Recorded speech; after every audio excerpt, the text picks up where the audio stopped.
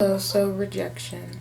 Rejection can happen and it doesn't feel good, especially when it's by other people because we're used to living in a community, in a group, and having people who are responsive to our needs, who actually care about what we have to say, who actually care about just our presence being in a room. You don't have to speak, you don't have to do anything. You have to don't you don't have to do what they're doing.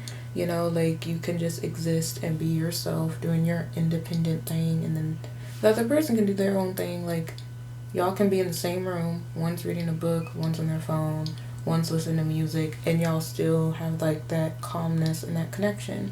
But then there's other people who it's like you guys are together and it doesn't vibe.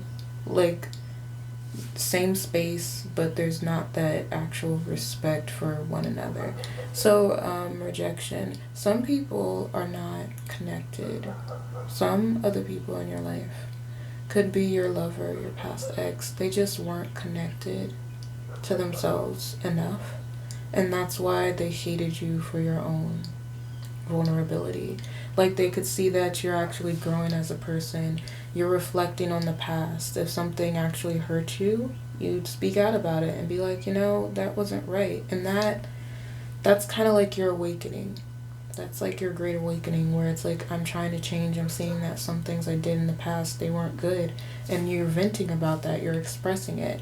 And people aren't used to that expression. Maybe you're a man and you're more emotional, is how people are saying, or you could be a woman, okay, and people are just kind of framing you as like being crazy and irrational, but you're not.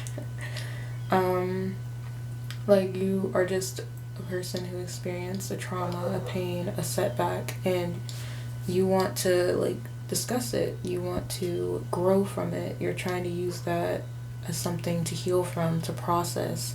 And I feel like the person or the people, someone you're dealing with, they don't understand that and they don't see it. And you're feeling rejected, but you shouldn't be, because not everyone is trying to grow within themselves.